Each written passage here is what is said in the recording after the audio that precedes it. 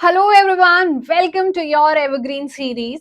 And in this video, we are going to complete the rise of nationalism in Europe in one shot. This is your master teacher Varsha and you will be studying history with me on this channel. So welcome to the class everyone and हम लोग one shot करने वाले हैं ये video. So let's just get started with the video without wasting any time. Now just imagine एक ऐसे situation जो हम क्लास 9 में छोड़ के आए थे. क्लास 9 में हमने फ्रेंच रेवोल्यूशन जो देखा था that French revolution was happening and a lot of changes were brought about by the people in the country, and now people were actually happy now that their freedom is there, they can enjoy their life, they can do whatever they want. But क्या सच में ऐसा हो रहा था? आइए इस chapter में जानते हैं. देखो, अगर मैंने आपको बोला कि जब तक French revolution, anybody who remembers French revolution date, anybody in our class who remember French revolution happened when? आपको कोई कुछ याद है क्या कब हुआ था फ्रेंच रेवोल्यूशन? नहीं याद है तो देखो एक ट्रिक है उसको याद करने की, and that is 1789. 1789 French fries अगर कोई खा ले, इसको बहुत भूख लगी होगी, राइट? सो जब ये हमारा फ्रेंच रेवोल्यूशन हुआ, जब ये फ्रेंच रेवोल्यूशन अपने पीक पर था, तो we realize that there are certain things जो कि अब लोगों को चाहिए होगी. लोगों को अपनी लाइफ इंजॉय करने के लिए, लोगों को अपनी लाइफ बढ़िया से जीने के लिए कुछ अच्छी चीजें चाहिए होंगी. एंड दे रियलाइज्ड कि हमारा जो कॉमन आइडेंटिटी है, यानी कि जो हम लैंग्वेज बोलते हैं, जो भी हम खाते पीते हैं, जैसे भी हम रहते हैं, हमारी एक शेयर्ड हिस्ट्री है और हम लोग एक स्ट्रगल में भी सेम ही चीजों को चाहते हैं कि हमें भाई नहीं पसंद आ रहा राजा, so now we want a nation. After French revolution people realize कि हाँ, रेवोल्यूशन तो होता रहेगा, लेकिन अब हमें हमारा एक पूरा देश बना के दे दो, हम आराम से रहेंगे, अपनी लैंग्वेज बोलेंगे, बहुत बढ़िया से एंजॉय करेंगे, राइट? अब ये सारी चीजें होती हैं क्या? एकदम हो जाती हैं क्या? इनको टाइम लगता है? सब कुछ हम इस वीडियो में देखने वाले हैं. तो French revolution and the idea of nation. सबसे पहले देखो, French revolution first clear expression था नेशनलिज्म का. समझ में आ रहा है या नहीं? देखो, अगर मैं आपको बोलूं कि जो हमारा फ्रेंच रेवोल्यूशन था, उस फ्रेंच रेवोल्यूशन से ही हमें समझ में आया था कि देखो, हमारा जो दुश्मन है दैट इज सेम ओनली ना. वो तो कोई अलग अलग दुश्मन नहीं है. हमारा दुश्मन तो कौन है? हमारा दुश्मन तो नोबल्स, क्लर्जी, यही सब लोग हैं. ये सब लोग चले जाएंगे तो नेशनलिज्म आएगा. Hence French revolution is considered the first expression of nationalism. कि एक्चुअली में लोगों को रियलाइज हुआ कि फ्रेंच रेवोल्यूशन हमें क्या दिया? Nationalism. And what is nationalism? The love for our country, the love for our people, and everything that is happening around us, right? तो ये सारी चीजें. Sovereignty was transferred from a monarchy to body of French citizens, which we've already done in class 9.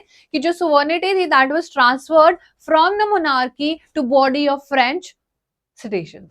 कि अब लोग अपने हाथ में सारी पावर लेना चाहते थे. They do not wanted any Louis 16, Louis 17, वो मैरी एंटोनिएट, रोबर्सपेयर, कुछ भी नहीं चाहते थे. All they wanted was what? All they wanted was कि सारी पावर फ्रेंच सिटीजन्स के पास ही हो. अब फ्रेंच सिटीजन के पास कैसे सारी चीजें आएंगी, कैसे ये नेशन बनेगा, वो जिम्मेदारी संभालने के लिए आने वाले थे कहानी में कुछ हमारे नामी गिरामी लोग, और उनको कहते हैं रेवोल्यूशनरीज. ना what do we mean by revolutionaries? Actually कभी सोचा रेवोल्यूशनरी क्या होता है? देखो, रेवोल्यूशनरी वो लोग होते हैं जो चेंज चाहते हैं. हिंदी में अगर आपने जाना हो, समझा हो, क्रांति सुना है ना, क्रांति हो, कोई क्रांति ऐसे हो रही. ये जो रेवोल्यूशन होता है, रेवोल्यूशन को करने वाले लोग रेवोल्यूशनरी होते हैं. कि क्या रेवोल्यूशनरी चीज करी सीबीएसई ने, 2 बोर्ड्स करने वाला है, हम तो बच जाएंगे क्या? क्या हमारे ही सर पे अंडा फोड़ा जाएगा? देखते हैं, हमें भी नहीं पता है. Now these revolutionaries wanted change. But ये जो रेवोल्यूशनरी होता है ना, इनको पता है कैसा चेंज पसंद होता है? कि तुम हर रोज 10 बजे सो के उठ रहे हो. ये रेवोल्यूशनरी होते हैं मम्मियों की तरह, राइट? हम हर रोज 10 बजे हम समर वेकेशन में इंजॉय ना करें क्या? और एकदम से आपके स्कूल खुल जाए और आपको मम्मी सुबह 5 बजे उठा दे, तो आपको क्या पता चलेगा? इतना बड़ा sudden change. Yes, so these revolutionaries were very radical. And by radical we means कि they wanted very fast change, they wanted sudden change. कि आज तुम 10 बजे से उठ रहे हो, कल से तुम 5 बजे से उठना. तो आपको लगेगा यार, 10 बजे से 9 बजे बोल दो, 8 बजे बोल दो, 5 बजे सुबह सुबह कौन ही उठेगा, है ना? पूरा आलस आ जाएगा. But anyways, so these were the revolutionaries who actually shaped the history of Europe. They actually paved the way for nationalism, and that is how we have to study them. तो इन रेवोल्यूशनरीज को blame करें क्या? नहीं यार, इनकी वजह से हम अच्छे से रहते हैं, इनकी वजह से हम फ्रीडम एंजॉय कर रहे हैं। अब इन्होंने कुछ चीजें बोली, वो आपको याद रखनी है। इन्होंने बोला देखो हमारे पास एक आइडिया होना चाहिए कि हम जो जिस जमीन पर रहते हैं ना, हमारे पिताजी का घर है। हमारे इंडिया में तो माता जी का घर कहते हैं ना, भारत माता की जय। बट हमारा मिटर्निटी से ज्यादा रिलेशन है ना। लेकिन फ्रेंच रेवोल्यूशन के time they were just experimenting ना, फेल भी हो सकता है, पास भी हो सकता है। सो दे सेड हमारा फादरलैंड, एंड फादरलैंड को in French language is called as ला पात्रे। Remember this very clearly. This might be coming in your exam, so I'm not sure.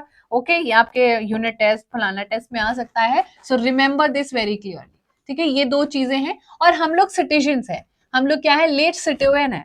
हम लोग जो अपने जमीन पर रह रहे हैं, यानी कि हमारा घर है, हमारे पिताजी का, हमारे फादर का घर है, और यहाँ पर हम जैसे चाहे वैसे रह सकते हैं, है ना, चिल होके एकदम। ये नहीं कि we have to you know coat pant पहन के टाई वाला आके, चिल है गाइस, चिल। आप मस्त एकदम अपने लॉन्च पैंट से बढ़िया से चिल कर रहे हो, मैगी खा रहे हो, है ना, मजा आ रहा है।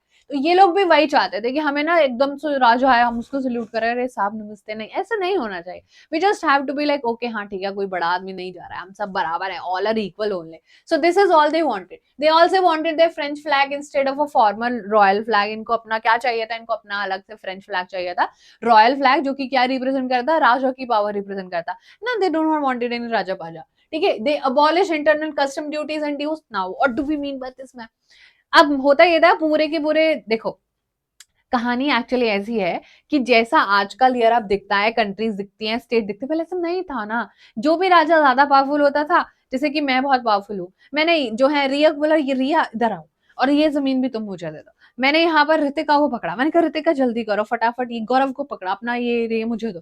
सो आई हैव पावर। या फिर मैंने उनको जो है अपनी पावर दिखाकर उनसे उनकी जमीन जो है ना जीत ली, मैं राजा हूँ, मैंने सबका। ऐसे होता था पहले। There was not defined territory की कौन किसका है। अब इंडिया में तो नहीं आ सकते ना लोग कि अरे आज हम जा रहे हैं अटैक करने, नहीं भाई, हम भी मिसाइल छोड़ देंगे, फिर हम कम थोड़े तुमसे। तो पहले ऐसा नहीं होता था, और उसके लिए लोगों को बहुत ज्यादा कस्टम ड्यूटीज पे करने पड़ते थे। यानी कि अगर मुझे रिया के बाउंड्री में जाना है तो आई have to pay her a lots of amount, पूरा बोरा भर के लेके जाना था पैसों का। Then Riya will be happy कि अरे वाह मैम तो पैसा लेके आई है, मजा ही आ जाएगा, है ना। तो फिर वो जो है अब ये हटाने वाले थे, तो राजा को तो बुरा लगेगा ना कि अरे ऐसे कैसे रेवोल्यूशनरी सब कुछ हटा देंगे।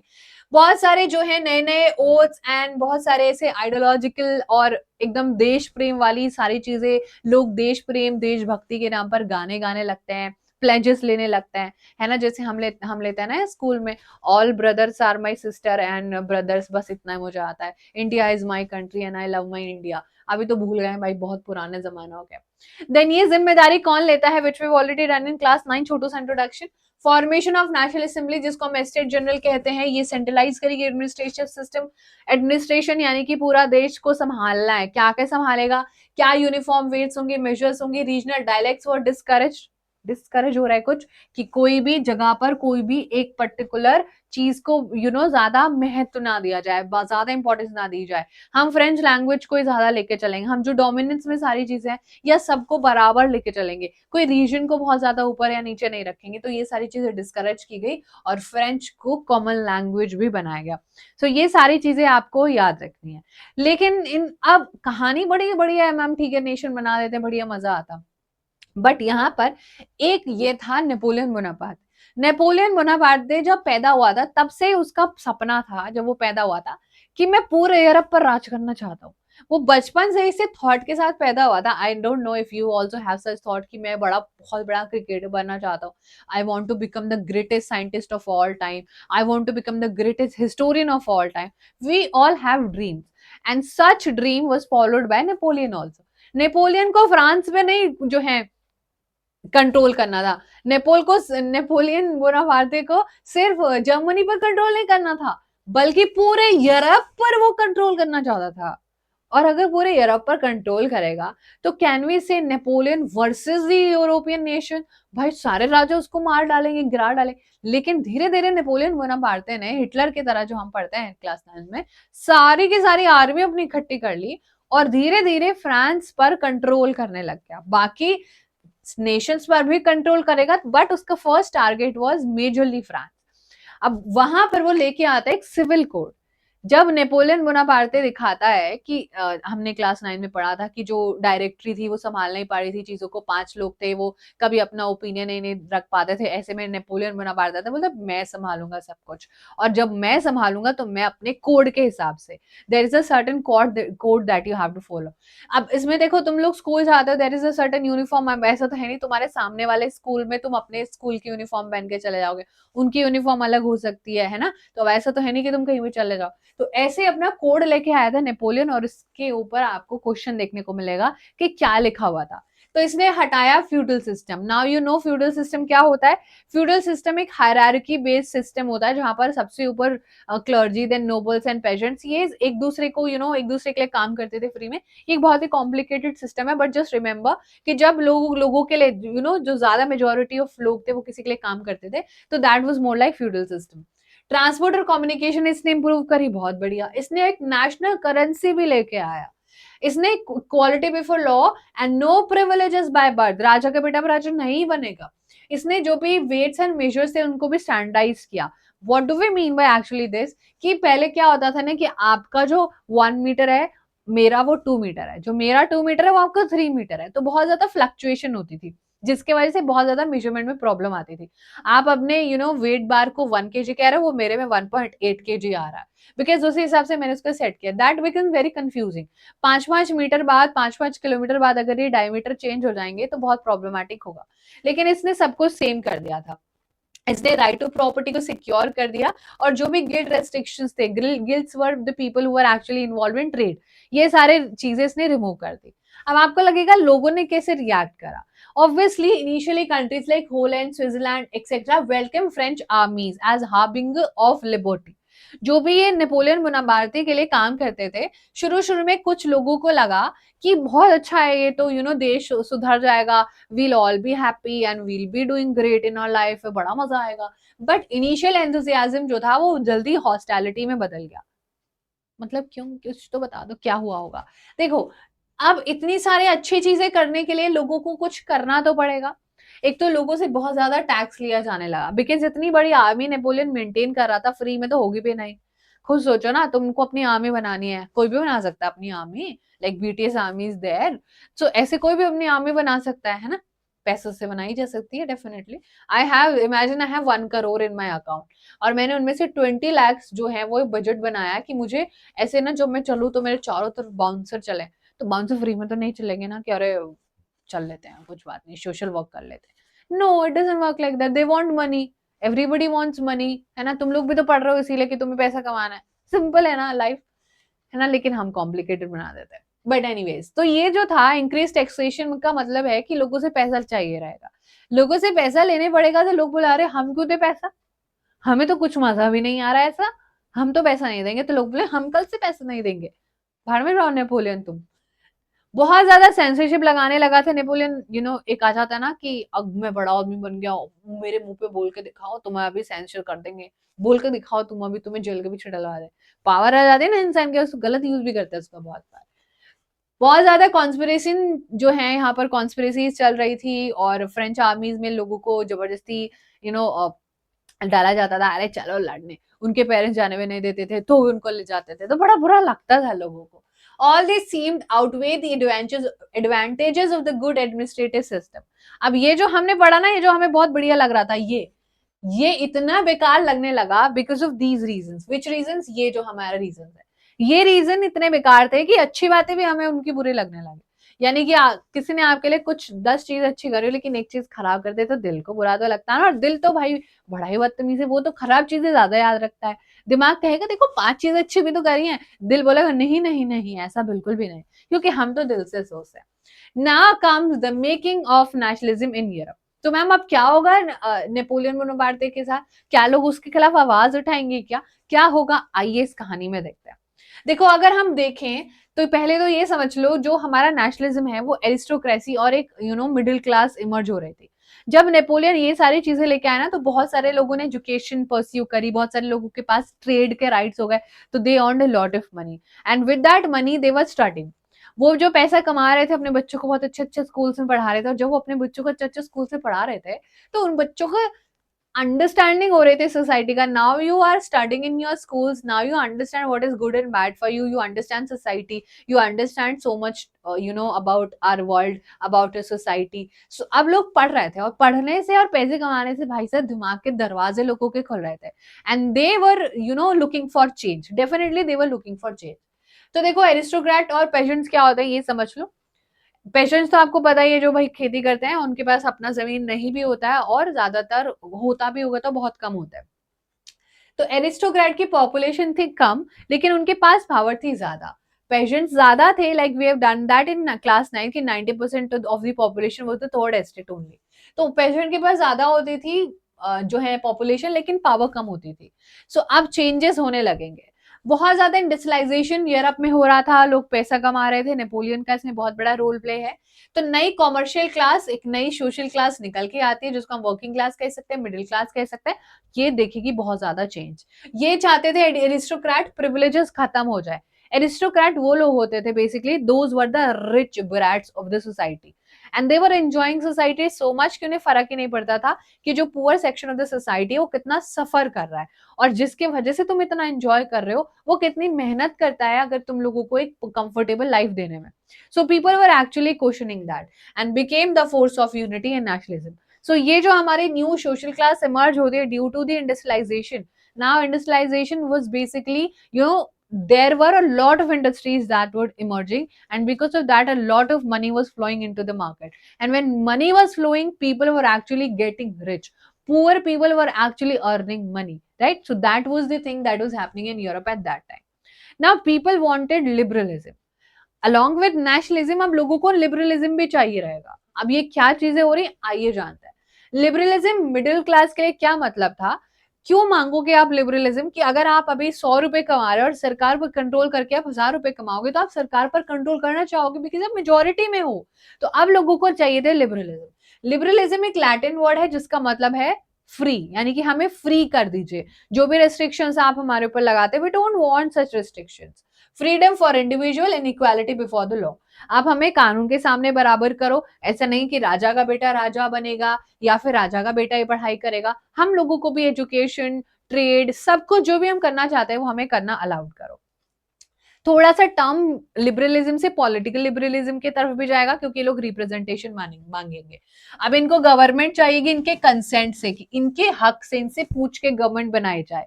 ऑटोक्रेसी को एंड करना चाहेंगे. What do we mean by autocracy. Autocracy is basically when one single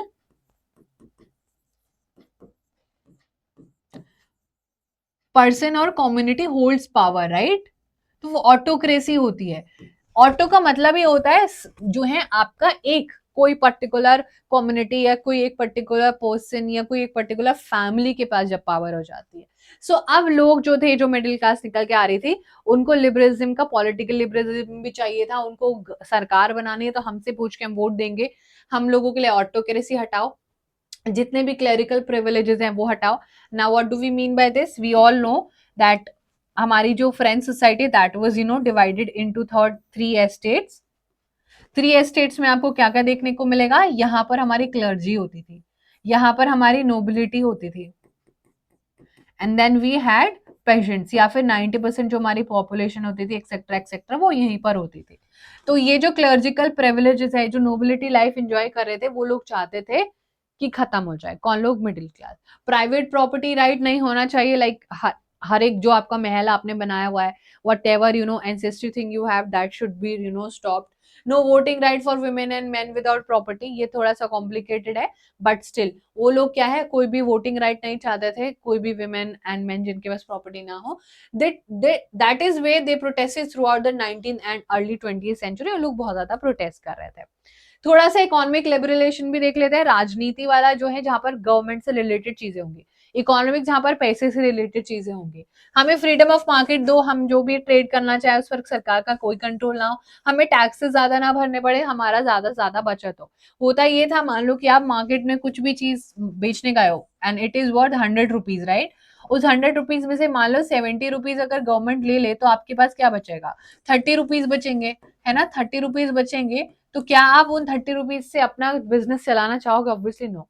आपने रॉ मटेरियल भी कहीं से खरीदा होगा, आपने सारी चीजें मैनेज करी होंगी, क्या तो आपको गुस्सा आएगा, आप बोलोगे कि नहीं नहीं मुझे जो है टैक्स, ये सब फालतू के टैक्स जो आप डिस्टेंस डिस्टेंस पर टैक्स लेते हो सबको हटाओ। Napoleon administration system had created confederation of 39 state.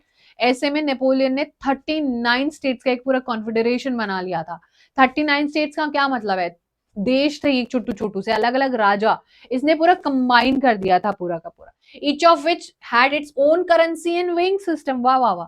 In 39 state में अपनी एक अलग करेंसी होती थी और अपना ही एक वेइंग सिस्टम होता था, और ये आगे आने वाले टाइम में कंट्री बनेंगे। सच में दे वाज लाइक वेरी स्मॉलू स्मॉलू सा। Custom barrier in each city hindered economic growth and exchange. Now imagine we have 28 states, right? Gujarat से राजस्थान जाने के लिए करेंसी चेंज करानी पड़ेगी, राजस्थान से दिल्ली आने के लिए करेंसी चेंज करानी पड़ेगी। वो बोलेंगे नहीं नहीं नहीं, आपने बोला था कि 100 किलो लेके आओगे, ये तो 100 नहीं है, हमारे तो स्केल में 50 किलो ही आ रहा है।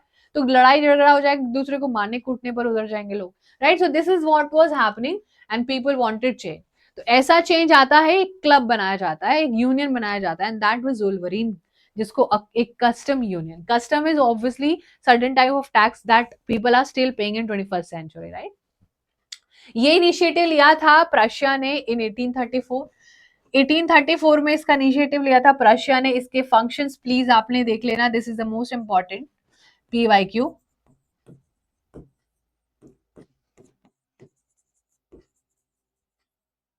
The most important PYQ and it is the most repeated as well. क्या फंक्शन थे वुल्वरीन के, किसके इनिशिएटिव पे लिया था, ईयर भी आपने देखना है। इसमें ये लेके आए, करेंसी इन्होंने रिड्यूस कर दी, जो 30 करेंसी होती थी उसको 2 बना दिया, राइट? क्यों करेंसी को कम किया, कंफ्यूजन होती थी बहुत ज्यादा। टैरिफ बैरियर्स यानी कि जो कस्टम ड्यूटीज अभी लोग पे कर रहे थे उसको हटा दिया।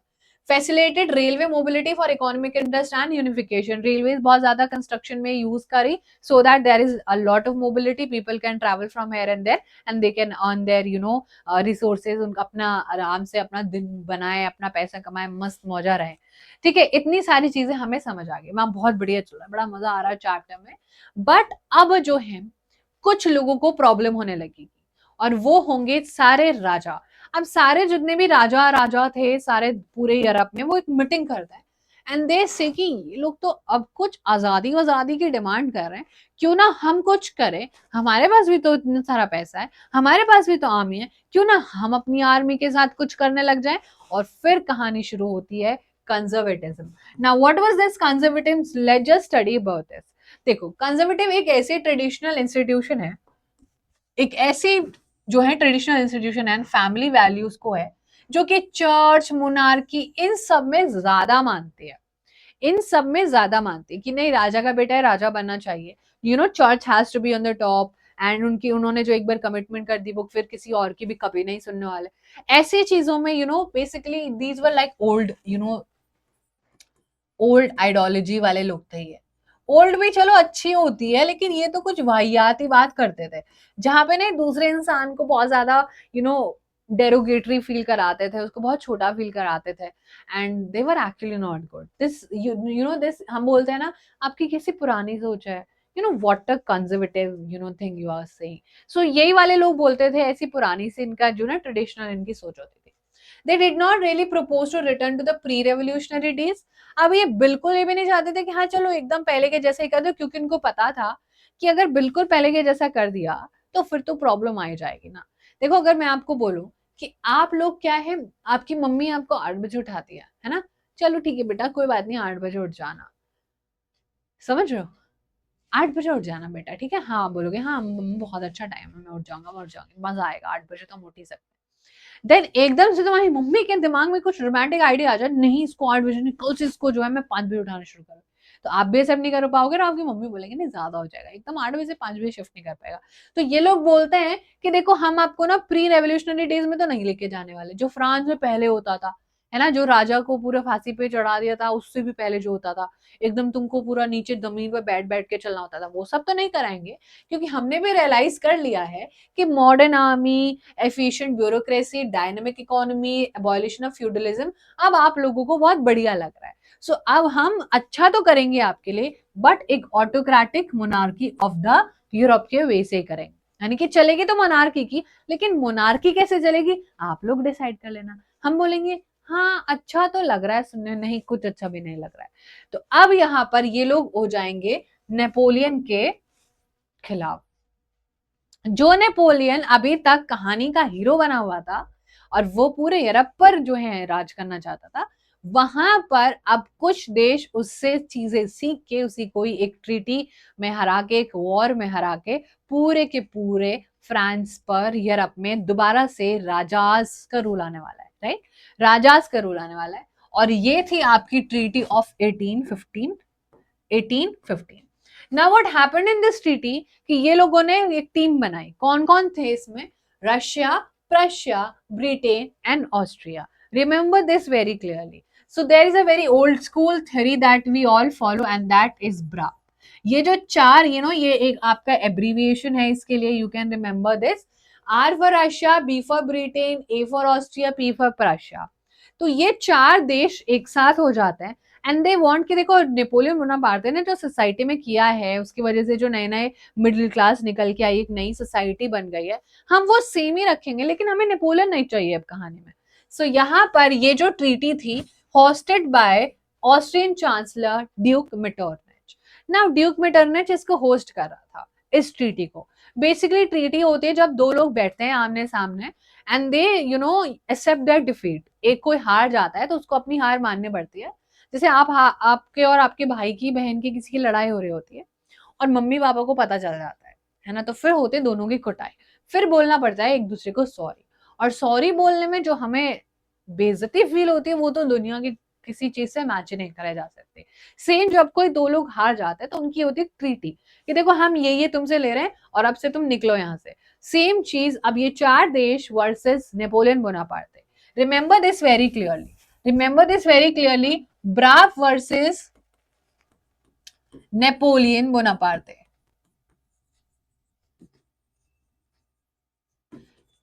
अब इनके वर्सेस में कौन जीतेगा? ब्रा। एंड जब ये जीत जाएंगे, जब ये लड़ेंगे तो उसको कहेंगे battle of Waterloo. Remember this, okay. ये हमारा क्या है? बैटल ऑफ, एक बैटल होती है इनके बीच में, बैटल ऑफ वाटरलू में ब्राव जीत जाता है। और ब्राव जीत जाएगा तो फिर क्या होगा? ऑब्वियसली जो है ट्रीटी होगी, दोनों को बुलाया जाएगा और जो भी अब ये लोग बोलेंगे, यानी कि ये जो आपको कंट्रीज दिख रही हैं, अब ये जो भी बोलेंगे वो मानना पड़ेगा। सो सोसाइटी में फिर से वापस से सब कुछ बैक टू स्क्वायर वन हो जाएगा क्या? चलो देखते हैं। रिमेंबर दिस हैपेंड इन 1855 और तभी ये ट्रीटी भी होती है। इसको होस्ट कौन कर रहे थे? आपके Duke Metternich. Remember this guy very clearly. बहुत इंपॉर्टेंट है, बहुत इंपॉर्टेंट है, बहुत इंपॉर्टेंट है ये। ओके, पीडीएफ कमेंट सेक्शन में मिल जाएगी। चलो उसके बाद कुछ ट्रीटी है तो कुछ बातें माननी पड़ेंगी कि कल से मेरा चॉकलेट मत छूना, कल से फ्रिज में मेरी जो कोल्ड ड्रिंक रखी है उसको मत छूना। कुछ चेंजेस है। Boundaries were set up to prevent French expansion. Boundaries बना दी कि भाई जितना जिसका टेरिटरी उतना रखो, उससे ज्यादा नहीं। बर्बन डायनेस्टी अगेन पावर में आ जाती है। बर्बन डायनेस्टी भाई जिससे कि आपका लुइस 16 बिलोंग करता था। टेरिटरीज अब डिवाइड हो जाती हैं। फ्रांस ने जितना भी चीजें नेपोलियन ने घेरी थी भैया वो सब कुछ वापस सबको देना पड़ता है। क्योंकि अरे क्योंकि नेपोलियन बोनापार्टे यूरोप में राज करना चाहता था, नॉट जस्ट फ्रांस। फ्रांस के आसपास एरिया घेरा था, घेर कंट्रोल करते जा रहा था, उसको हरा दिया तो तुम्हारे देश को वापस मिल गई। मान लो कि तुम्हारा कोई स्कूल में एक बहुत ही बच्चा है नोटी सा, अब वो लोगों की कुछ ना कुछ रोज रोज चीजें ले लेता है। लोगों को पता ही नहीं कि कौन हमारी चीजें ले रहा है और एकदम से भंडार मिल जाएगी, अरे ये कहाँ से प्रकट हो गए, तो सारे लोग अपनी अपनी जो भी चीजें ली होंगी वापस लेने लगेंगे ना उससे, सेम चीज। तो फ्रांस के जितने भी चीजें यहाँ पर उसने ली थी वो वापस कर दी, लेकिन एक एक्सेप्शन था यहाँ पर। जो German confederation of 39 state Napoleon ने बनाया था उसको कुछ ने छुआ ही नहीं, वो एज इट इज ही रहा। क्या ये भूल गए क्या होगा इसका? मैम ये ऐसा क्यों किया? हमें इसके बारे में ज्यादा नहीं जानना है, राइट। चलो अब हम देखते हैं आगे। फिर हम देखते हैं कि अब पूरी कहानी हमने देखी कि कैसे कैसे क्या क्या हुआ, इतना सब कुछ नेपोलियन बोनापार्टे ने ठीक किया। अब आ जाएंगे कंजर्वेटिज्म, यानी कि बोर्बन डायनेस्टी के राजा महाराजा आ गए वापस, वो अब कुछ बैलेंस बना के चलाएंगे, ज्यादा बोलने भी नहीं देंगे लेकिन कम भी नहीं बोलने देंगे। थोड़ी बहुत हमारी आवाज सुनेंगे, है ना, हमसे बातें बातें कर लिया करेंगे, महीने महीने में मिल लिया करेंगे, रोज नहीं मिलेंगे तो। लेकिन रेवोल्यूशनरी अभी भी शांत नहीं बैठने वाले थे। बट रेवोल्यूशनरी को इतना पता था कि अब जो है दोबारा से बोर्बन डायनेस्टी पावर में आ गई है, तो ऐसा भी नहीं कि हम लोग चिल्ला चिल्ला के जो है अपनी आजादी मांगने लगे, क्योंकि भाई दोबारा से बैटल हो जाएगी, दोबारा से सारी आर्मी इकट्ठी हो जाएंगे, हमारा तो कुछ यहाँ पर बोलने के लिए ही नहीं बचेगा, हमें तो फिर से जेल में डाल दिया जाएगा। तो यहाँ पर आप लोगों को कुछ रेवोल्यूशनरीज देखने हैं जो यूरोप में उसका यूनिफिकेशन करने में अलग अलग स्टेट के काम आने वाला है, and that is none other than Giuseppe Mazzini. Giuseppe Mazzini जो थे ये आपको पैदा हुए थे 1807 में, जिनोवा 1807 में। हम तब तक तो पता नहीं हम कहाँ ही होंगे, हमारा तो कोई नामो निशान में भी नहीं होगा, है ना। As a young man of only 24 years of age, ये जस्ट 24 ईयर्स के थे, he was sent into exile, इनको देश निकाला दे दिया गया था क्योंकि ये रेवोल्यूशन चाहते थे अपने, जहां पर ये रहते थे वहां पर जो भी राजा करता था इनको बिल्कुल पसंद नहीं था। तो बेसिकली राजा गुस्सा, इसको देश से बाहर निकाल दो, इसको काला पानी जेल भेज दो, इसको अंडमान निकोबार भेज दो, इसको बहुत दूर भेज दो। तो इनको बहुत दूर भेज दिया जाता है।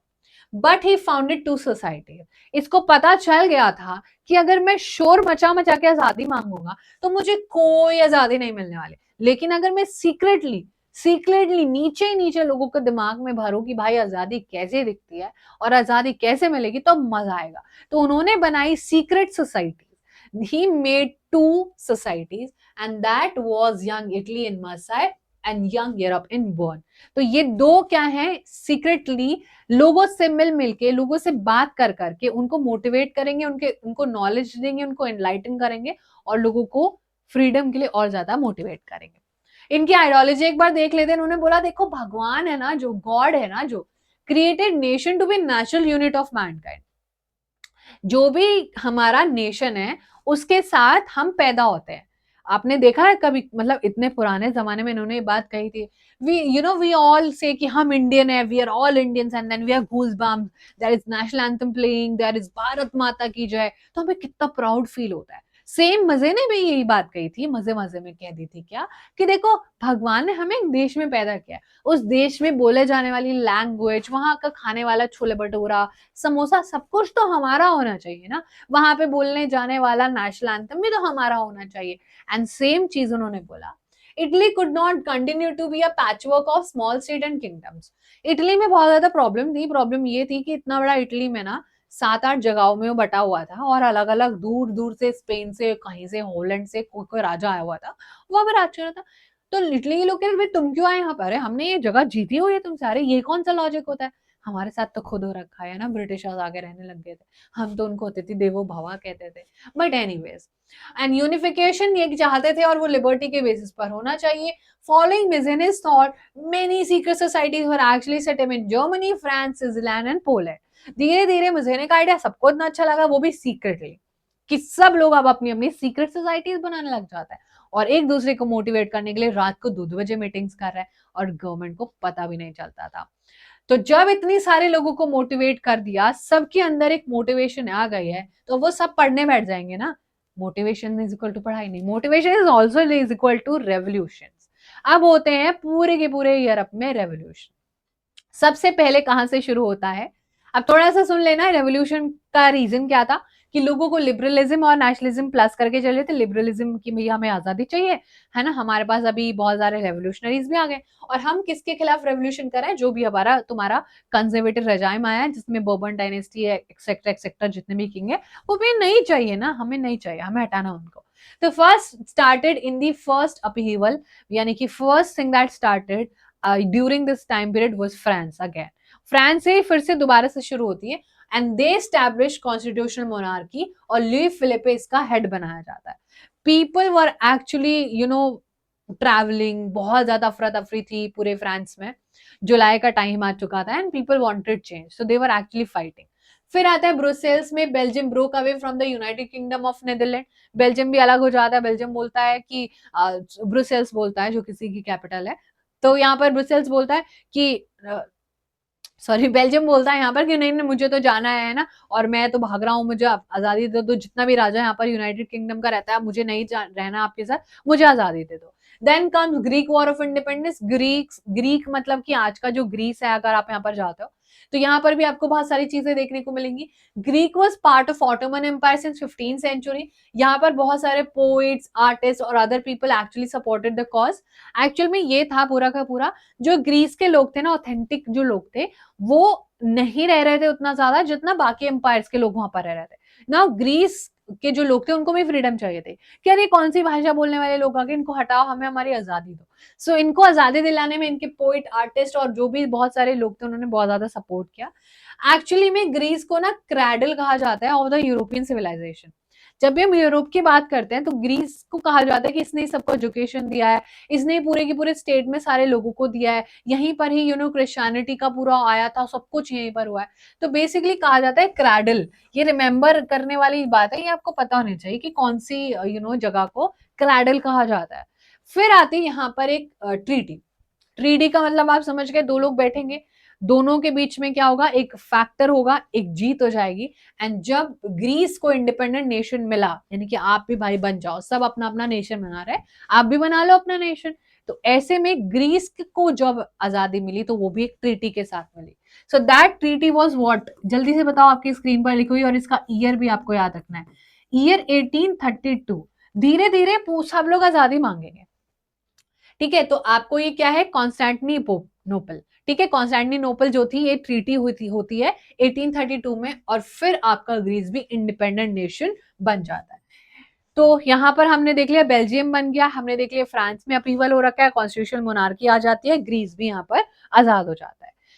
उसके बाद मेटरनिच एक स्टेटमेंट देते हैं। मेटरनिच कौन थे, याद करो, ड्यूक मेटरनिच इनका नाम था। He was hosting treaty of vena, remember. ये कांग्रेस जो है, ट्रीटी ऑफ वेना कांग्रेस को होस्ट कर रहे थे, and he made a statement, when France नीजेस the rest of the Europe catches cold. यानी कि इतना बड़ा नाक है फ्रांस का कि जब फ्रांस छींक देता है तो पूरे यूरोप को जुकाम हो जाता है। कैन यू इमेजिन कि जब आपके साइड में कोई बैठा हो और आप छींक दो तो प्रोबेबिलिटी कि कल को वो भी आपको स्नीजिंग करते हुए मिले, प्रोबेबिलिटी है ना, he might caught up with the germs and everything. Now the thing is कि फ्रांस का ना कितना बड़ा, जो अपहीवल शुरू होता है ना वही फ्रांस से शुरू होता है, that is why he is saying so. कि फ्रांस के बाद फिर जो है भाई बेल्जियम ने भी बोला मुझे भी आजादी चाहिए, ग्रीस ने बोला मुझे भी आजादी चाहिए, अरे सबको आजादी चाहिए क्या, तो इसने बोला ये statement, remember this statement very clearly.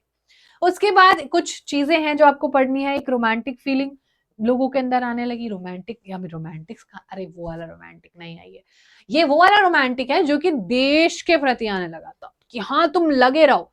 अब ग्रीस भी आजाद हो रहा है, बेल्जियम भी आजाद हो रहा है, चारों तरफ आजादी है, तो सबको लगेगा कि हम भी तो अपने देश से प्यार कर सकते हैं ना, हमारे अंदर ये फीलिंग क्यों नहीं आ रही। तो बहुत लोगों ने अपने अंदर की फीलिंग जबरदस्ती बाहर निकाली, और कैसे निकाली आइए देखते हैं। तो ये रोमांटिसिज्म का डेफिनेशन डेफिनेटली आपसे पूछा जा सकता है, डेफिनेशन डेफिनेटली आ सकता है। So remember this very clearly. क्या डेफिनेशन है, क्या एक्सप्लेनेशन है, क्या डिस्कस करोगे, क्या डिस्क्राइब करोगे, ये रहा। चलो देखते हैं इसको क्या कह रहा है। Romanticism a culture movement which sought to develop a particular form of nationalist sentiment through art, poetry, stories and music। गाना चला के, कुछ आर्ट दिखा के, भारतनाट्यम, है ना, हमें बहुत लगता है हमारे तो नेशनल एंथम चला दो वही बहुत है। एक बार नेशनल एंथम चला दो रोज डेली शाम को 5 बजे पूरी दुनिया में, पूरे इंडिया में, हम लोग पागल हो जाएंगे, हम क्रेजी कर देंगे कुछ। ये तो देखो 4-5 चीजें कर रहा है, म्यूजिक भी बजा रहे हैं, स्टोरीज भी सुना रहे हैं। तुम्हें पता है एक राजा होता था, बड़ा बेकार होता था वो। उसके बाद they shared collective heritage, they had common culture, mystical feeling, सब कुछ इनका एक जैसा ही होता था। तो romantic criticise the glorification of reason and science. So ये जितने भी लोग थे ये ग्लोरीफाई करते थे कि what is actually the reason, नहीं होना चाहिए, भगवान ने सबको बराबर बना के भेजा है, राजा वाजा कोई ऐसे ऊपर नीचे नहीं होता है, we all are equal on all the same levels, right. तो ये साइंस को और रीजनिंग को ज्यादा इंपॉर्टेंस दे रहे थे। जिनमें से एक आपको ये डेफिनेटली एक आर्टिस्ट है, इनका नाम याद रखना है, इन्होंने ट्रू स्पिरिट ऑफ नेशन, जो कॉमन पीपल है उनको ज्यादा इंपॉर्टेंस दी है।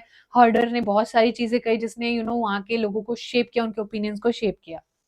केस देख लो थोड़ा सा पोलैंड का, पोलैंड में भी आपको बहुत सारी चीजें देखने को मिलेंगी जिन्होंने वेपन ही बना लिया इस पूरा रोमांटिसिज्म को, सिंबल ऑफ रोमांटिक नेशनलिज्म। आपको क्वेश्चन पूछा जा सकता है, how does the case of Poland explain the symbol of romantic nationalism. यानी कि नेशनलिज्म को जरूरी नहीं कि लड़ाई वड़ाई से, प्यार से भी समझाई जा सकती है राष्ट्रीय भावना। 18th सेंचुरी में partition by great powers, Russia, Prussian, Austria से ये अलग हो गए थे। यहाँ पर एक बहुत ही टैलेंटेड एक आर्टिस्ट थी, Karol Kurpinski, celebrated Polish through operas, यानी कि आपने ओपराज आर मोर लाइक एक थिएटर हो, उसमें गाने बजाए जा रहे हैं, उसमें there is certain way to celebrate things, it's just very calm composed, ऐसा नहीं कि लड़ाई वड़ाई की बात हो रही है। और वहां पर कुछ चीजें हैं जो बताई जा रही हैं, देयर इज सम क्या बोलते हैं उसको, मोटिवेशनल स्टोरी है, ऐसे कुछ है ना, इमेजिन कर लो, याद रहेगा। लैंग्वेज इन्होंने बोला कि एक वेपन हो सकता है नेशनल रेजिस्टेंस का, जरूरी नहीं कि आप लोगों को गन ही उठानी पड़े। For example struggle for polish language over Russian language in Poland, यहाँ पर ये लोग स्ट्रगल कर रहे थे अपनी लैंग्वेज को स्टैब्लिश करने में। आज का जो पोलैंड है जैसा दिखता है, बहुत ही प्यारा सा है ना, वैसे पहले नहीं होता था। Many priest and bishop were actually put in jail for using Polish over Russian. और एक्चुअली में लैंग्वेज को ज्यादा प्रेफरेंस रशिया में नहीं दी जाती थी, पॉलिश लैंग्वेज को, और लोग जब ऐसा करते थे तो उनको जेल में भी डाल दिया जाता था। कैन यू इमेजिन कि अगर मेरा हिंदी बोलने का मन है तो मेरे को भारत सरकार उठा के लेके चला जाए, इंडियन गवर्नमेंट बोले इधर आओ, हिंदी में नहीं बोल सकते हो, अभी इंग्लिश ही चलेगा और आप जेल में चलो। आप बोलोगे ये कौन सा लॉजिक है? सेम चीज पोलैंड के साथ हो रही थी, और पोलैंड ने रोमांटिक नेशनलिज्म को बहुत ज्यादा फेवर करा है। उसके बाद है हमारा टॉपिक है छोटू सा, hunger hardship and popular revolt. जब ये सारी चीजें चल रही थी ना, तो बहुत सारे लोग आपस में लड़ रहे थे, सीक्रेट सोसाइटीज बना रहे थे, बहुत प्रॉब्लम थी। तो दाल में तड़का भी थोड़ा लग जाता है, दाल जल भी जाती है, फसल खराब हो जाती है, क्या होता है चलिए जानते हैं। देखो 1830s का ये जो टाइम था, 1832 में अभी आपने देखा कि कैसे ग्रीस भी इंडिपेंडेंट हो गया, लेकिन ये जो टाइम था काफी हार्डशिप थी लोगों के लाइफ में, इन टर्म्स ऑफ पैसा। फूड प्राइसेस बढ़ते जा रहे थे, खाने की कमी होते जा रही, तभी तो फूड प्राइसेस बढ़ेंगे। एरिस्टोक्रेसी अभी भी पावर में थी, पेशेंट्स अभी भी स्ट्रगल कर रहे थे। More job seeker than employment, बाप रे। Population migrated from rural areas to cities, तो सिटीज में बहुत ज्यादा पॉपुलेशन हो गई, लोग सस्ते से सस्ते पैसे में काम करने के लिए रेडी हो रखे थे। इतना टाइम आ गया कि all this causes brought the population of Paris out on the roads, barricades were erected and Louis Philippe was forced to flee. ये जो हमने अभी जुलाई वाला टाइम पीरियड देखा था, कि जुलाई अपहीवल जो फ्रांस में हुआ था, जिसका हेड लुई फिलिपे को बनाया गया था, अब वो भाग गया क्योंकि उससे संभल नहीं रहा था। चीजें खराब खराब खराब होते जा रही हैं और कुछ समझ में नहीं आ रहा है ना। फ्रांस बिकेम अ रिपब्लिक, और यहाँ पर जो भी मेल्स होंगे, स्टिल मेल्स लिखा है, अबव 21 ऑफ एज, वो अब वोट्स देंगे। राइट टू वर्क मिल जाता है लोगों को। नेशनल असेंबली अब रेस्क्यू करती है और पूरे देश को संभालने के लिए आगे आती है। एक छोटा सा वीवर्स का प्राइसिंग है, वो भी आपसे पूछा जा सकता है। यहाँ पर वीवर्स बहुत परेशान थे, and that is Silesia for you guys. यहाँ पर जैसे हमारे यहाँ पर भी ये सेम हुआ है, हमारे यहाँ पर जब हम इंडिया वाला चैप्टर पढ़ेंगे तो हमारे यहाँ पर भी वीवर्स बहुत ज्यादा परेशान थे, and weavers of Silesia revolted against cotton contracts, contractors for low wages. तो बेसिकली यहाँ पर जो वीवर्स थे वो काम जितना करते थे उनको उतना पैसा नहीं मिलता था, तो दे एक्चुअली डिमांडिंग कि उनको कंसिडर किया जाए, लेकिन सरकार बिल्कुल कंसिडर नहीं कर रही थी। They were treated with threats with the help of army, जब भी वो पैसे के लिए बोलते थे तो उनको गोली से डराया जाता था कि अरे तुम्हारे गोली मार देंगे, बोलो मजा आता। और even 11 weavers were actually shot dead, 11 weavers को मार भी दिया गया था। तो ये तो बोलता है ना कि भाई हंगर है, हार्डशिप है, रिवोल्ट भी होंगे, तो ये सारी चीजें। Then comes revolution of the liberals. अब इतनी सारी चीजें करने के बाद भी कुछ तो हाथ पल्ले लग भी नहीं रहा था, कुछ आउटकम निकल नहीं रहा था। Then comes the revolution of the liberals. फिर आते हैं हम फ्रांस के केस पर। फ्रांस में दोबारा से वही फ्रांसनीसिस the rest of the Europe, जिसको led by educated middle class. अभी एजुकेटेड मिडिल क्लास कुछ करेगी, चलो ठीक है, ये मोनार्की को बिल्कुल खत्म, अरे भाई हमें नहीं चाहिए, हमें ब्राव व्राव कुछ नहीं चाहिए। To achieve republic based on universal male suffrage, यानी कि वोटिंग राइट्स फॉर मेल। नहीं, अगर जो बाकी सारे नेशन थे उनको भी यही चाहिए, भाई हमें फ्रांस चाहिए तो हमें भी चाहिए, क्योंकि फ्रांस चीखता है तो हमें जुकाम चाहिए, हम क्यों मना करें। नहीं, फ्रांस चीख रहा है, हम दोबारा कोल्ड, हम चाहते हैं हमारे कोल्ड और कफ हो जाए। तो nationalist Germany, Italy, Poland, Austria Hungary सब अब अपनी डिमांड करेंगे कि हमारा भी नेशन स्टेट बनाओ, हमें भी एक पार्लियामेंट दो, हमें भी कॉन्स्टिट्यूशन दो, और हमें भी सब कुछ फ्रीडम फ्रीडम और आजादी आजादी के नारे और जो है पूरे के पूरे पैम्पलेट्स लेके लोग सड़क पर उतर जाते हैं। फिर आ जाता है जर्मनी। जर्मनी का हम थोड़ा सा केस देख लेते हैं। हमने देखा था middle class people came together और उनको चाहिए था कि हमारे एक जर्मन नेशनल असेंबली बनाया जाए, जैसे फ्रांस में है भाई, हमें नहीं चाहिए तुम्हारा कुछ भी। 831 elected representative actually March of Frankfurt parliament, और वहां पर उन्होंने अपने डिमांड्स, अपना अपना क्या बनाया, कॉन्स्टिट्यूशन बनाया, ड्राफ्ट मतलब होता है बेसिकली रफ कॉपी। और अब हम अपने क्या करेंगे, हम अपने रफ कॉपी में तुम्हें ये बोल रहे हैं, ठीक है हमें राजा चाहिए, लेकिन राजा हमारे हिसाब से चले। राजा बोलेगा इधर आओ, इधर आओ, ये जो तुमने लिख के भेजा ना इससे मैं नहीं मानने वाला। तो ये जो तुमने रफ कॉपी में सारा offered king terms of constitutional monarchy, अब आप राजा है भाई, वो अपनी मनमर्जी से उठ रहा है, सो रहा है, जाग रहा है, खा रहा है, पी रहा है। कल को तुम इसे कहना नहीं फास्ट फूड नहीं खाओगे, राजा बोलेगा तुम्हारी सुनेंगे क्या, तुम्हारी नहीं सुनेंगे। सेम जब इन्होंने वो ड्राफ्ट बना के भेजा कि हमारा देश जर्मनी ऐसा दिखेगा, तो यहाँ पर थे किंग, और किंग का नाम था फ्राइड राइस। फ्राइड राइस कह सकते हैं, हाँ जी हम इन्हें फ्राइड राइस बोलेंगे। फ्राइड राइस विलियम फोर्थ, ठीक है। फ्राइड राइस बोलता है कि मुझे मैगी खानी है, मैं हूं राजा, तुम मुझे कैसे जबरदस्ती मोमोज खिला सकते हो, और मैं अब जा रहा हूं अपने दूसरे दोस्तों से दोस्ती करने।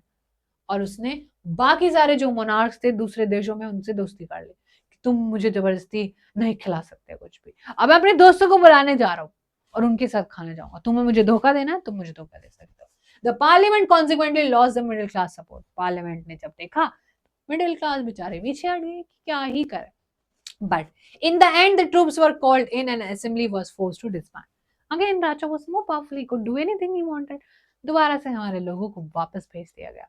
विमेन्स पार्टिसिपेशन में देख लो थोड़ा सा, हमारी विमेन्स के बारे में भी कुछ आया है।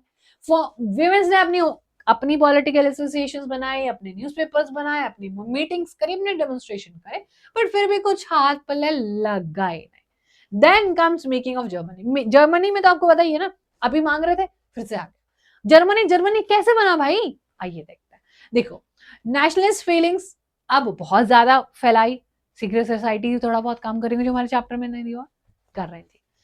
1848 German attempt to unite different regions of German confederation into a nation state. राजा बोलेगा अच्छा बेटा ऐसे। बहुत सारे मोनार्की, मिलिट्री और जंकर्स ने रिप्रेस्ड किया कि ये सब ना हो। Repressed by monarchy plus military plus Junker, जिनके पास जमीन होती थी। जमीन वाले लोग कभी नहीं चाहेंगे कि उनसे जमीन छीन ली जाए, so they never wanted to have common people the power they deserve. मेरे पास 100,000 करोड़ रुपए हैं, 1000 crore, wow, which mean 1000 crore rupees, और कल को मुझे आके बोला 999 दे दो, सॉरी 999 दे दो, मैं मौत को छू के टक से वापस आना पड़ेगा मुझे, मेरे पास 1 करोड़ बचेंगे क्या, शिट। लेकिन 1 करोड़ काफी है मेरे लिए, 999 जो हमारे करोड़ है वो लोगों को दो। मुझे लगेगा ओ शिट, मुझे तो सरकार के साथ मिलना पड़ेगा, सरकार में तुम्हारे साथ हो, ये जो हो रहा है सरकार ऐसा हम नहीं होने देंगे। अब यहाँ पर क्या होगा, एक जिम्मेदारी जो है लेंगे, उनका नाम है ये, इन्हें कहा जाता है architect of the process of unification of Germany, Otto von Bismarck. ठीक है, इनको बहुत बच्चे बर्बन बिस्किट से भी याद रखते हैं, क्योंकि बिस्मार्क ऑटोमन बिस्किट, ठीक है, नहीं आप इसका नाम याद रख सकते हो। ओवीबी यानी कि शॉर्ट फॉर्म भी है, अगर आपको लिखनी है तो आप लिख सकते हो ओवीबी। ओवीबी कहता है कि देखो मैं करने वाला हूं कुछ तो गड़बड़, और इन्होंने प्रशियन आर्मी और ब्यूरोक्रेसी जो थी उनकी हेल्प ली, बहुत ज्यादा तिगड़म बिठाई, ब्रेन वॉश किया लोगों का, और उनको बोला कि देखो अगर तुम मेरी मदद करोगे तो जितनी भी धन दौलत संपत्ति मेरे हाथ लगेगी उसमें से मैं तुम्हें कुछ हिस्सा दे दूंगा। तो तुम भी बोलोगे हाँ चलो चलो, है ना, आप अपने दोस्त के साथ चले जाते हो जस्ट बिकॉज वो तुमको एक मैगी खिला देगा फ्री की, जस्ट बिकॉज तुम थोड़े मोमोज खा लोगे उसके साथ, और तुम घंटों घंटों अपने दोस्त के साथ बिता देते हो just to enjoy, right, just to be there for him और हर। तो ये सेम इसने किया। 7 years he fought with Austria, Denmark and France। क्यों? क्योंकि यहाँ पर मोनार्क थे ना, दूसरे मोनार्कों से हेल्प ले रहे थे ना। 7 years तक कॉन्टिन्यूसली ऑटोमन बिस्मार्क ने हेल्प करी, और प्रशिया यानी कि जो आने वाला आपका क्या बनेगा, आने वाला कौन बनेगा, उसको फाइनली विक्ट्री मिलती है। And that is proclamation of ceremony, जहां पर अब आपको क्या मिलेगा, आइए देखते हैं। देखो जनवरी 1871 the Prussian king Kesar William one, वो वाला ये जो है केसर का मतलब क्वीन, वो वाला केसर नहीं जो हलवे में डलता है, ठीक है, इसका मतलब होता है king. He was a king. King William I was proclaimed as the German emperor in the ceremony of Versailles. The new state with Prussian dominance, modernized currency, banking, legal systems in Germany. अब आपको Germany बनते हुए नजर आ गया। लेकिन Italy की बात करेंगे क्या, इटली का वो रेवोल्यूशनरी जिसने दुनिया पलट दी, वो भी कर पाएगा क्या अपने देश का यूनिफिकेशन। मिड 19th सेंचुरी आ गया है, Italy was divided into 7 states. 7 state में Sardinia, Piedmont, ruled by Italian princely state. समझ रहे हो, सिर्फ ये वाला यहाँ पर इटालियन लोग हैं। इधर देखो स्पेन का राजा है, इधर देखो पोप है, इधर देखो ऑस्ट्रियन हैब्सबर्ग है। हाँ, 7 में से कुछ ही जगहों पर सिर्फ इटली का राजा था, बाकी सब और कोई घेर के बैठा उसका एरिया। अब इटली का राजा भी कुछ करेगा क्या? There were many regional and local variation within the Italian language. Italian language को आप हिंदी में आप बोल रहे हो, हिंदी हम नहीं आता है, हिंदी हमारा भाषा है, ऐसे बोलेंगे तो आपको बुरा लगेगा ना। सेम इटालियन लैंग्वेज का इतना ज्यादा वेरिएशन होता था कि ऐसे सर पकड़, क्या बोल रहा है भाई, मुझे खुद समझ में नहीं आ रहा है। तो अब हमारे कहानी में कौन आएंगे दोबारा से? जुसेपे मेज़ेना।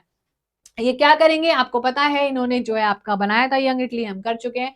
Try to put Italy together both in 1831 and 1848, but बार बार फेल हो रहे थे because of the fact that after his failure responsibility fell on Victor Emmanuel second.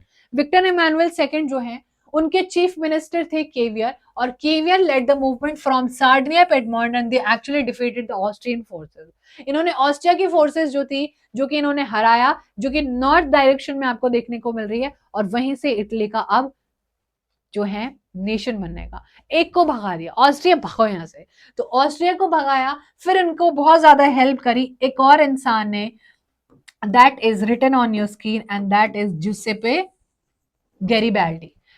गैरिबाल्दी बोलते हैं बहुत सारा लोग इसको pronunciation, but that's completely fine, we just have to remember कि किसने क्या किया। Succeeded in winning the support of the local peasants of the two Sicilies in order to drive off the Spanish ruler. किधर है Spanish? किधर है भाई Spanish? दिख रहा है कहीं पर स्पेनिश लोग सदर्न रीजन में। Bourbon king of Spain, bourbon dynasty का बहुत बड़ा एक पूरा का पूरा दुनिया था अलग से, they had their own moon इतनी बड़ी इनकी दुनिया थी। इन्होंने क्या किया? पेजेंट से सपोर्ट लिया, स्पेनिश को भगा दिया। स्पेनिश को कैसे भगाएंगे?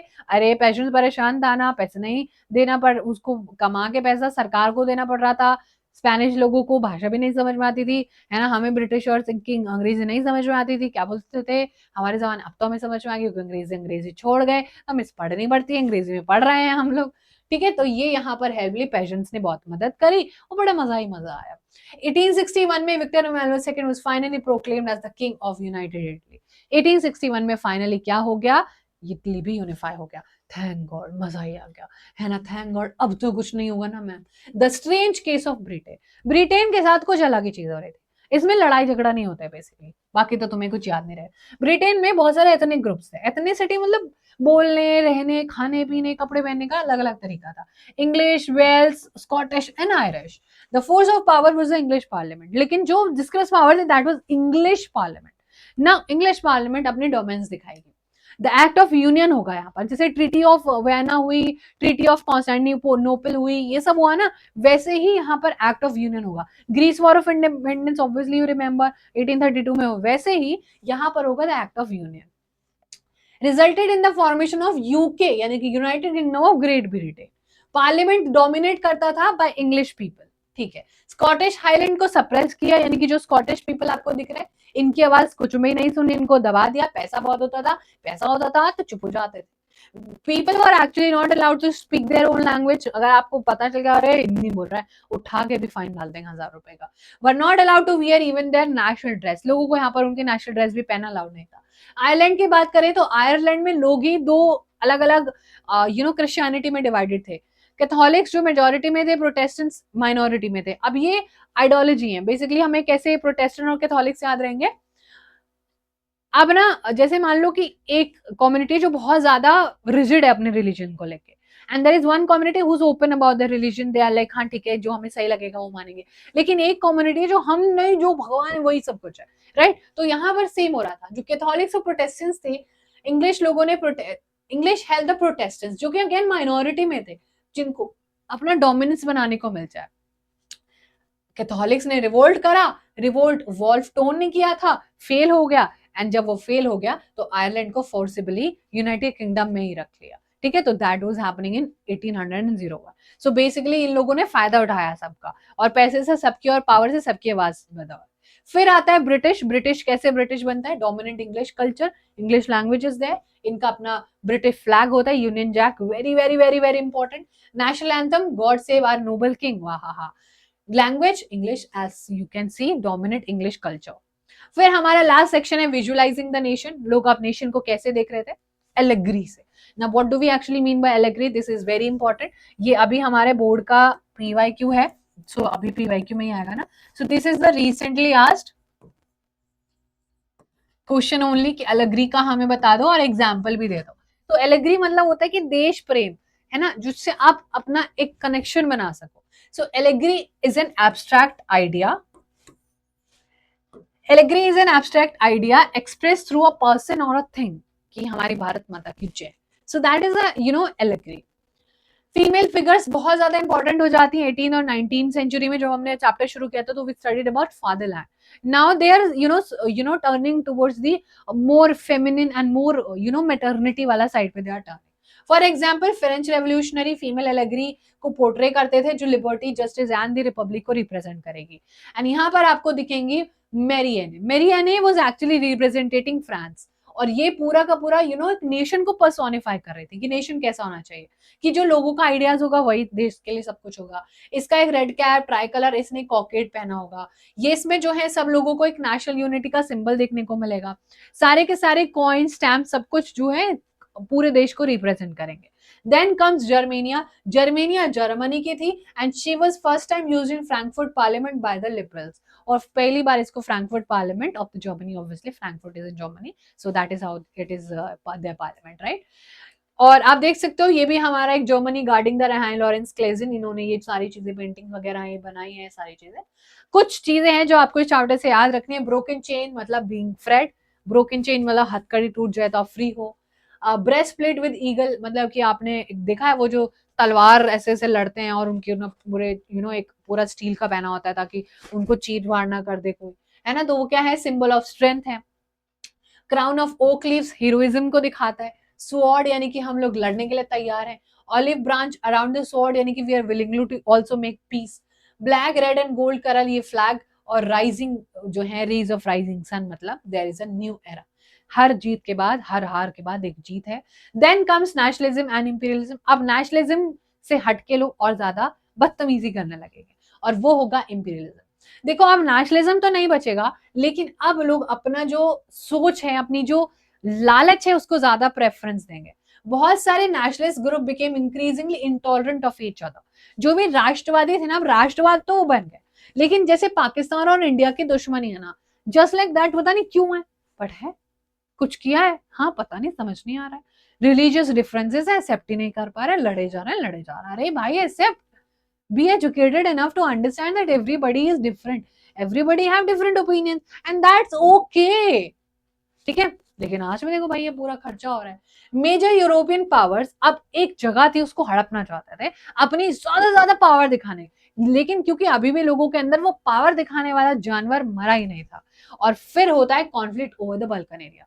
जो हमने ग्रीस वाला जो ऑटोमन एम्पायर, अगर आपको थोड़ा सा भी याद है, तो आपको थोड़ा सा भी याद है तो ग्रीस एक ऐसा एरिया था जहां पर बहुत सारे रीजनल और जियोग्राफिकल एथनिक कॉम्पोजिशन थे, जो कि आपस में बहुत ज्यादा ट्रबल हो रहा था, जिसमें मॉडर्न डे का Romania, Bulgaria, Albania, Greece, Macedonia, Croatia, Bosnia, पता नहीं कौन कौन से, सर्बिया, पर्बिया, कौन कौन से देश आते हैं, which becomes a huge area. इसको कैप्चर करना चाहते थे सब लोग, क्योंकि यहाँ पर जो राजा होता था दैट वाज कॉल्ड एज खलीफा. यहाँ पर एक सीट होती थी, उसको जीतने के लिए दैट वाज कॉल्ड एज खलीफा. उस खलीफा पर बैठने के लिए लोगों की लड़ाई हो रही थी, क्योंकि यहाँ का राजा हो रहा था weak. Under the control of Ottoman empire, ये जो पूरा बल्कन एरिया था, बल्कान जो था, ये ऑटोमन एम्पायर के अंडर था. Ideas of romantic nationalism spread and made this region very explosive. अब यहाँ पर अलग अलग लोग रह रहे थे, अलग अलग डिमांड्स हो रही, तो ये बहुत ज्यादा ना गर्म बन गया था. गर्म इन द सेंस हीटेड हो गया था. अब यहाँ पर होने वाले बहुत सारे डिस्प्यूट. वन बाय वन हर एक यूरोपियन सब्जेक्ट चाहते थे कि जैसे ये टूटे हमारे पास आ जाए, ज्यादा जमीन तो ज्यादा पावर. और ये भरपूर था रिसोर्सेज से. ये जगह में बहुत सारे ऑयल फील्ड्स, बहुत सारे कोल फील्ड्स, भर भर के पैसा, करोड़ों बना सकता था. और सब लोग इसके इंडिपेंडेंस के लिए आजादी चाहते थे. और आजादी के लिए होगा एक दूसरे से जेलेसी. एक दूसरे से जेलेसी मतलब एक दूसरे को एक दूसरे से ज्यादा चाहिए टेरिटरी, ज्यादा पैसा चाहिए. और जब जेवलरी होगी तो 2-3 big European powers. Big European powers कौन कौन सी? Russia, Germany, England, Austro Hungary over trade colonies and some military might. अब सब लोग पावर, रशिया कह रहा है मैं, जर्मनी कह रहा है नहीं नहीं मैं, इंग्लैंड कह रहा है कि नहीं नहीं मैं. और अब इनके बीच में इतनी ज्यादा चीजें बिगड़ जाएंगी कि even there will be French revolution नहीं, there will be the first world war. हमारे चैप्टर में आ रहा है? थैंकफुली नहीं। भगवान जी शुक्रिया, हे ऊपर वाले, अब हमारे को इतना ही पढ़ना था इस चैप्टर में। ठीक है, थोड़ा सा कंक्लूजन है, देख लो। Nationalism align with imperialism led to disaster, first world war हो जाता है, 4 साल चलता है। उसके बाद colonise nation become to oppose imperial domination. अब जितने भी लोग जो कॉलोनीज बने हुए थे, जैसे कि हम हमारे ऊपर जो कोई बाहर से आके लोग राज करते, अब हमें भी इंपीरियलिज्म हटाना था अपने देश से। एंटी इंपीरियल मूवमेंट्स चलने लगते हैं पूरी दुनिया में। नेशन स्टेट अब हर किसी को चाहिए, not just Europe. And now will be done with this chapter. So this was all about this chapter. I hope you enjoyed this whole story. कुछ भी नहीं बचा है जो आपके पेपर के पर्सपेक्टिव से हमने छोड़ा। हमने ये चैप्टर इतना डिटेल में करा है कि क्या ही कहें। नाउ ये कहानी कैसे इंडिया से रिलेट करेंगे अगले क्लास में देखेंगे। So thank you so much everyone, see you in the next class, bye bye, take care.